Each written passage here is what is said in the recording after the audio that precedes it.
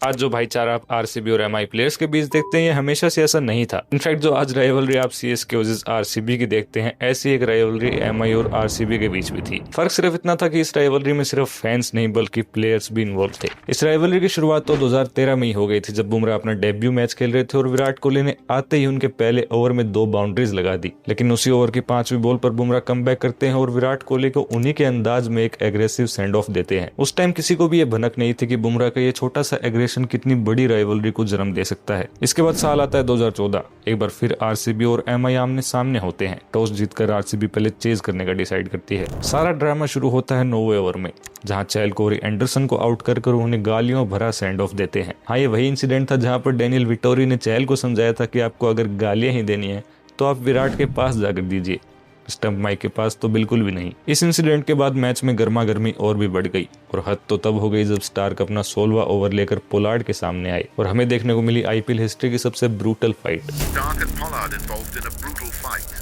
उस ओवर में Stark continuously Pollard की बॉडी लाइन पर बॉलिंग कर रहे थे। उसी ओवर की चौथी बॉल पर स्टार्क पोलार्ड को एक शार्प बाउंसर मारते हैं, जिसके बाद पोलार्ड और स्टार्क के बीच में कुछ वर्ड्स भी एक्सचेंज होते हैं। इसकी अगली गेंद पर पोलार्ड डिलीवरी के लास्ट मोमेंट पर साइड हट जाते हैं। और अगर आपको नहीं पता हो तो एक फास्ट बॉलर को सबसे ज्यादा गुस्सा तभी आता है जब उसे डिलीवरी स्ट्राइड में अपना हाथ रोकना पड़े। यहाँ पर स्टार्क बॉल रोकने की बजाय पोलार्ड की तरफ फेंक देते हैं, जिसके बाद पोलार्ड स्टार्क की तरफ बैट फेंक कर मारते हैं, बट लकीली वो बैट पोलार्ड के हाथ में फंस जाता है और स्टार्क तक पहुंच ही नहीं पाता। अंपायर्स बीच में आते हैं और नौबत ऐसी आ जाती है कि विराट कोहली को खुद बीच में आना पड़ जाता है। इसी इनिंग्स में पोलार्ड और स्टार्क एक बार फिर लास्ट ओवर में आमने सामने होते हैं और इस बार पोलार्ड को रन आउट करके स्टार्क ये बैटल अपनी साइड में एंड करते हैं। स्टार्क की तरफ से एक प्रॉपर सेंड ऑफ आता है, जिसका जवाब पोलार्ड अपना शू पॉइंट कर देते हैं। अब बारी आती है एमआई के पे बैक करने की। आरसीबी 188 रन का टारगेट चेज करने उतरती है। आरसीबी की शुरुआत तो काफी ताबड़तोड़ होती है, जहां पर वो शुरू के 5 ओवर्स में 53 रन बोर्ड पर लगा देते हैं। इसके बाद 5 ओवर में हरभजन सिंह आकर ब्रेक थ्रू दिलवाते हैं और वो भी पार्थिव पटेल को एक शॉर्ट सेंड ऑफ देते हैं। इसके बाद भी इस मैच में काफी हॉट मोमेंट्स आते हैं और एंड में आरसीबी ये मैच 19 रन से हार जाती है। इस हार का बदला आरसीबी पर ड्यू रह जाता है और जैसा कि हम जानते हैं कि कोहली की टीम ड्यूज क्लियर करने के लिए ही जानी जाती है,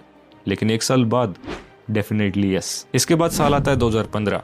एक बार फिर आरसीबी और एमआई के ऊपर सबकी निगाहें होती है और ये तो एमआई प्लेयर्स को भनक तक नहीं थी कि आज उनके साथ क्या होने वाला है। आरसीबी पहले बैटिंग करती है और एमआई को क्रिस गेल का विकेट काफी जल्दी मिल जाता है, लेकिन ये खुशी ज्यादा देर तक लास्ट नहीं कर पाती क्योंकि क्रीज पर आते हैं एबी डिविलियर्स। दोनों विराट और एबी मिलकर मुंबई की बॉलिंग लाइनअप को निस्तनाबूद कर देते हैं और हैमर करते हैं आईपीएल की सेकंड हाईएस्ट पार्टनरशिप, वो भी 215 रन की। ये मैच आरसीबी 39 रन से जीतती है और पिछले मैचेस के सारे ड्यूज क्लियर हो जाते हैं। इसके बाद साल आता है 2019। आरसीबी अपना must win game Mumbai Indians के अगेंस्ट खेलती है। पहले बैटिंग करते हुए एमआई 188 रन का टारगेट सेट करती है और ये मैच भी राइवलरी को डिफाइन करते हुए लास्ट बॉल तक जाता है। लास्ट बॉल पर आरसीबी को 6 रन की जरूरत होती है, बट शिवम दुबे एक मिस हिट कर देते हैं।